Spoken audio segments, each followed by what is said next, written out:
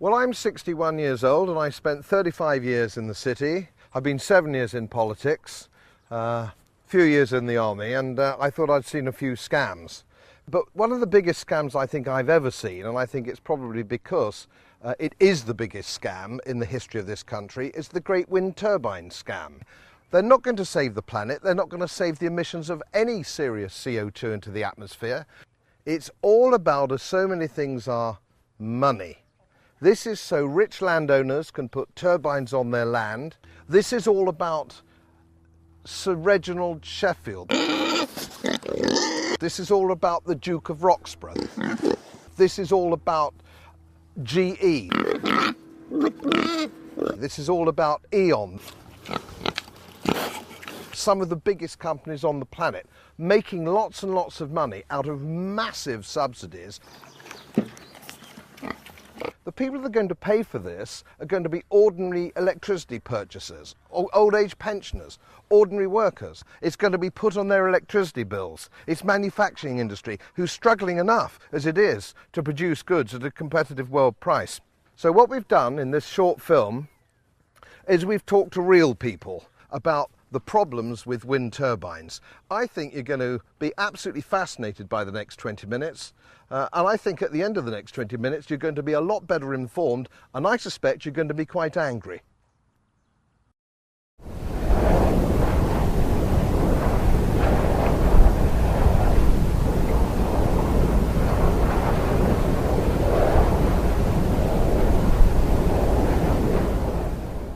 The UK's green energy policies have given rise to the installation of many wind turbines across the country.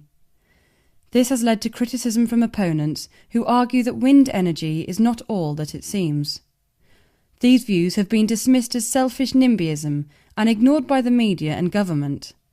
This film is about those views and why they have not been heard in the debate about energy policies. This is Knowlwater Bridge. This is where the Fullerbrook Down substation is going to be. The turbines actually are going to be on the hill over there, and you can see how quiet it is, and rural and untouched at the moment. It was very poignant to me that they were going to destroy it by turning it into an industrial site, which is what a wind power station is. I decided to do a painting of it as it is now. Artists Against Wind Farms came after I'd done the painting. I wanted to do something, and it suddenly occurred to me that the one thing I could do was do paintings, and there would be people like me who felt the same.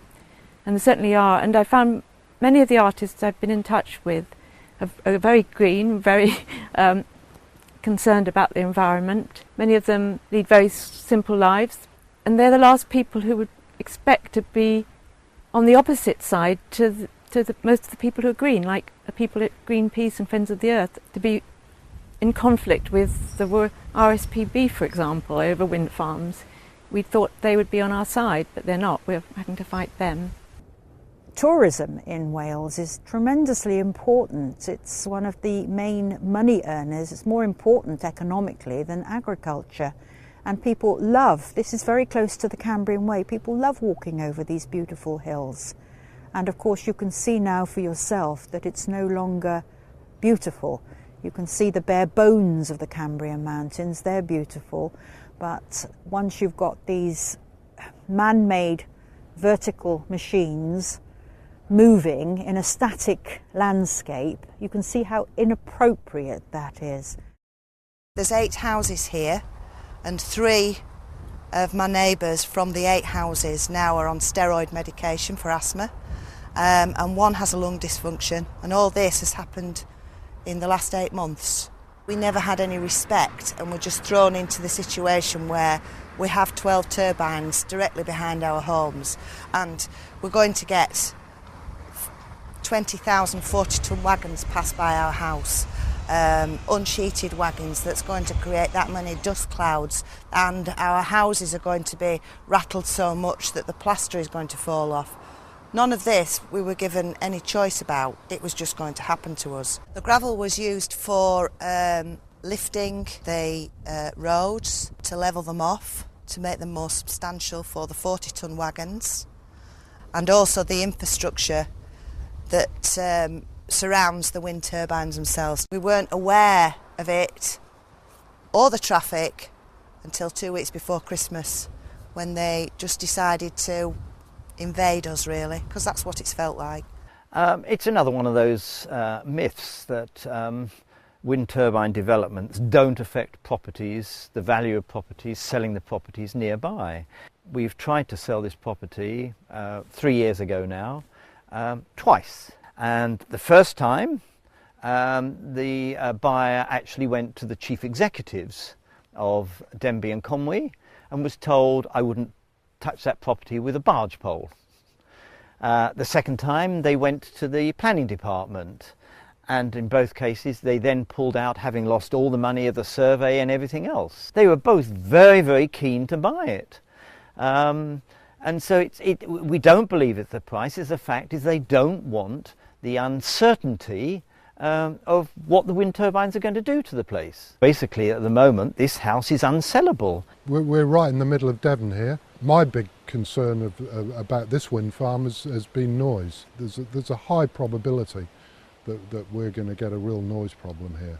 It can be the case that for example, you've got a wind speed of 10 metres per second at the turbine. So the turbine will be putting out its maximum noise. But at the nearby properties, at that same point in time, there are situations when there's actually no wind at ground level. So there's actually no background noise, or very, very little background noise to mask the turbine noise. And so the turbine noise becomes dominating and very intrusive at the property. If they used the conventional assessment procedures for measuring noise from wind farms, it wouldn't be possible to build wind farms anywhere near to people's properties. So what happened back in the 90s was they developed a special methodology procedure for assessing wind farm noise. If you get an occasional noise happens during a period of time, such as an aircraft going over or a dog barking or something of that nature, that gets eliminated from what is deemed to be the background noise level. So if you eliminate the peaks of that noise, the whoomp, whoomp, whoomp that happens about every second, the result is that the noise on paper appears to be far less than it actually is. So the people who are suffering from the noise problems can't actually prove there's a noise nuisance. Pro-wind lobbyists have argued that wind power can cut CO2 emissions, and that anti-wind farm campaigners are concerned with their own interests rather than the need to find a solution to climate change. But wind farm campaigners' concerns are not only about what is happening in their own backyards. I think most of the residents that I know of around here, have a similar feel, is that if they were going to save the planet, if they were going to provide a reliable source of renewable energy, if they were going to save a lot of CO2, we'd say, well, we don't want them here, but nonetheless we'll actually go along with them. Wind has technical limitations. It's intermittent and unpredictable. You always need backup, and that is from Ian Netz, who is a grid operator in Germany. The report's quite comprehensive, but that's one of the points in it. And from memory, I think it said 90% of all wind capacity needs to be backed up conventionally. To power this country, an energy source must be able to meet the peak demand that is required of it. And that demand goes up and down all the time. But the conventional power stations can ramp their output up and down to compensate for that, and that's what they do to keep the grid stable.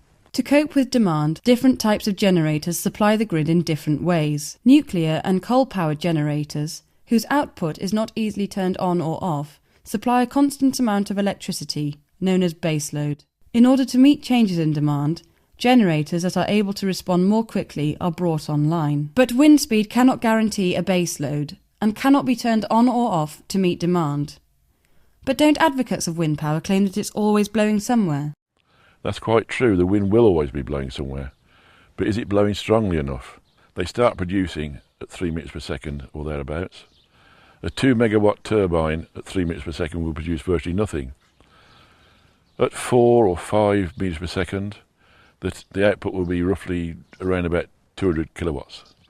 Bearing in mind a modern power shower is 10 kilowatts, that would be enough to power 20 power showers. from a 2 megawatt wind turbine. So if you carpet the UK in wind farms and you rely on those wind farms and you haven't got sufficient backup, on a calm day throughout the UK, there'll be no production of energy.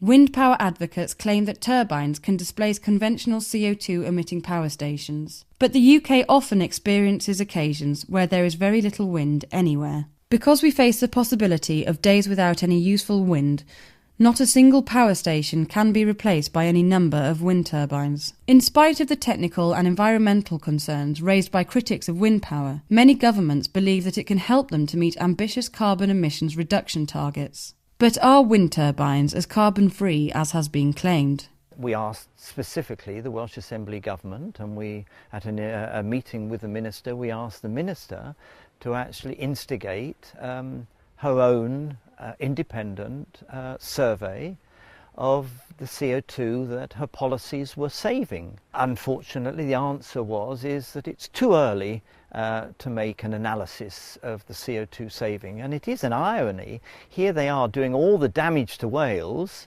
When are they going to do the survey? And if the survey does confirm what we're suggesting, it's a bit too late. It's startling to hear that there have been no analysis of CO2 saved from wind turbines by any government in Europe. Pro-wind lobbyists claim that wind energy has been successful in Denmark. But is this true? The wind power industry always emphasized Denmark as the country of the fairy tale, where people live happily with the wind turbines. But it's propaganda. It's far away from the truth. It's far away from reality. All over the country, we have bitter conflicts between protest and action groups, authorities, and the big wind power companies. The wind farm has been here since the 9th of October 2009. The problems with the wind farm is that 2-3 nights per week we don't get the whole night's sleep. Perhaps we only sleep 3-4 hours, and then we are awake because there's so much noise. There are 12 houses for sale in this area, and the people come out and look at the house, but they don't ever come into the house. They out of the cars, and then they look at these big windmills, then in the car again, and then they drive home. No one has been inside the houses to look. No one wants to buy our houses. And it's for 30 years we have to live with this. We have formed a national organization for neighbors to very big wind turbines. We are nearly 60 local groups. It's our opinion that all politicians today, they go in the same direction, just like lemmings. And they don't move to right or to left. They go over cliffs and they jump. And we think it's very dangerous, and it's dangerous for the society as well. I want a debate. Denmark produces approximately 20% of its electricity from wind, but not all of it is used. 70% of the electricity produced by Denmark's wind turbines has to be sold cheaply or given away to its neighbours. So if wind power cannot supply reliable, greener energy, why are there so many wind turbines being installed across the UK? They will be making a huge amount of money from subsidies. The company themselves tell you that wind turbines aren't subsidised, and that's because it works under the renewables obligation certificates. So technically it isn't a subsidy, but everyone in government and everyone knows it is an effective subsidy. But we're all paying for them, and we're paying an absolute fortune. To promote green energy production, the government issue renewable energy certificates, known as ROCs, to producers of each megawatt hour of electricity generated from renewable sources. Energy suppliers are required to provide customers with an increasing proportion of electricity generated from renewables. To meet this obligation, suppliers buy ROCs, or they are fined. And it is the ROCs that are the feature that is driving onshore wind. Without the ROCs, it would not be viable. And it's a good investment if you want to invest in energy technology, and you're looking at return on capital that you cannot get anywhere else. The investors are drawn to it for those reasons. More and more people are realising how little electricity they produce, and also how expensive it is, and that this is green tokenism at best. At worst, it's a monumental destruction of important landscapes like this, which we won't be able to get back. We can't recover them. Critics of wind power have argued that it is not reliable, does not reduce CO2 emissions, and that it requires large subsidies to make wind a viable investment for developers. So why have governments made wind central to their energy policies? This is a very windy country, so we have a fantastic amount of resource in wind energy, and we can potentially produce enough electricity to fuel 33 million homes. Now, we've only got 24 million homes, so this is a real prospect of us becoming a net energy exporter again, as we were at the peak of North Sea oil and gas. It is being pushed by the demands to meet the targets. That is why we're asking the Committee on Climate Change to consider higher targets for renewable energy generation. They've signed up to European directives saying that they will have so much energy that is from renewable resources. I am committed to ensuring you have the right incentives for low carbon growth. And unfortunately, the wind industry has sold them that they will provide that energy. And I want to work with you to accelerate deployment and technical advances so we can meet renewable energy targets. I'm extremely concerned that the lights will go out. They are, the former government and the present coalition seem absolutely intent on pursuing wind turbines as their only option for renewable energy. We will continue to provide clear signals to the market through the renewable obligation and feed-in tariffs, for example. On the face of it, they can generate the electricity in terms of their installed capacity, but we're now starting to see the figures coming through from the past few years of what these current wind farms are actually achieving, and in most cases they're achieving far less than the developers claimed they would achieve when they were applying for planning permission. Wind farm critics have challenged the research, statistics and argument of the government and wind industry. But how have the government responded? I do think the government needs to do a better job of getting out there, and we all do, of saying it's sort of socially unacceptable to block, to be against wind turbines in your area. I think that needs to become the sort of view. So thank you all very much for coming, and please join the Not Stupid campaign. Thanks very much. I think that it's only when it comes close to you that you actually look at the facts. If other people had the time to look at the facts, I can't see that they wouldn't agree with the people who live next to them. I'm not saying not in my backyard. As far as wind energy is concerned, I don't think it's the appropriate form of energy that we should be looking at. Most of the advice that goes to the government comes from the wind industry and the people advocating the wind farm developments, and it seems to me much of that evidence is somewhat partial, to say the least. NPower told us what the savings were on that site, the CO2 savings, which were so far exaggerated that a campaigner took them to the Advertising Standards Authority over it and won. And it is that sort of thing, but there's nothing that says that any developer has to tell the truth to the local authority. How ridiculous is that? Government ministers have criticised wind farm campaigners who have sought to challenge wind farm developments and have labelled them antisocial. Is this true? Have wind farm campaigners been allowed to challenge the UK's wind energy programme in a fair and democratic process? Small local campaign groups have no funding. We've got no vested interests. We're continually vilified, and you know that there's an agenda which has already been determined, even though lip service is paid to the planning procedures.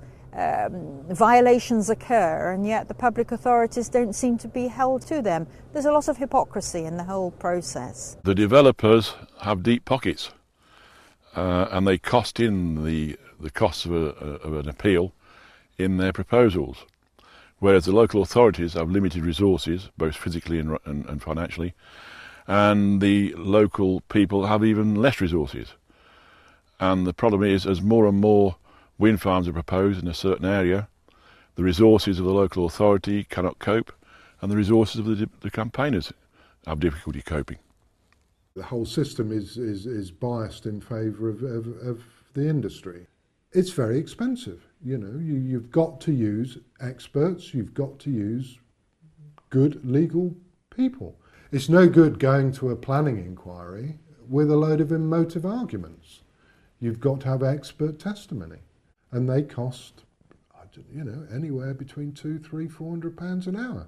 From the developer's point of view, I mean, I'm sure it's cost them a great deal of money. It's probably cost them £1 million or £2 million up to now for all their assessments and going through 2 public inquiries and the like. And the irony, of course, is that most of that money is coming from our electricity bills.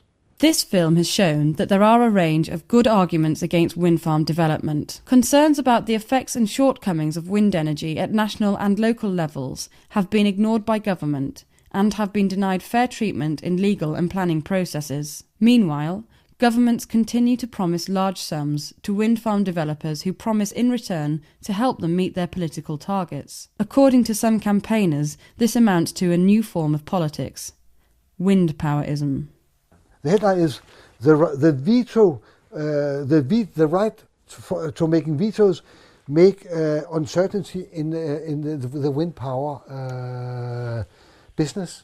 There is a rule in the Swedish legislation giving the municipalities the right to say no to a wind power project without any arguments, and it has been used. And I mean, this is an instrument of democracy. So this headline and the ideas behind is a direct attack upon the democratic process. In the time of enlightenment, there's a separation of powers into 3 areas. The political power, which is sitting in the parliament, and then you have the government to carry out the decisions made by the parliament, and then you have the court and the police. That's why it's so serious when a minister decides what the court decision should be, because the things are strictly separated from each other, but not when we talk about wind powerism. Then we have a fourth power. We have a fourth power: the press, the newspapers, the television and the radio, controlling the other 3 parts of power. But when we talk about wind power and wind powerism, they have forgotten to be critical. What we see is an industry with enormous resources. They can pay the best public relations experts, communications experts, and they put an enormous pressure on the government. At the other side, you have a population which have got no information. The role of the press is to ensure that the readers, the listeners, the people who look at television get correct, perspectivized information. They don't talk, they don't have political discussions about the consequences for the victims. It's an area of silence. The press can easily see if something is wrong in the third world, when there is a dictator like in Sudan, or they can be critical. So, for example, Putin in Russia, but they can't see what is happening in their own country.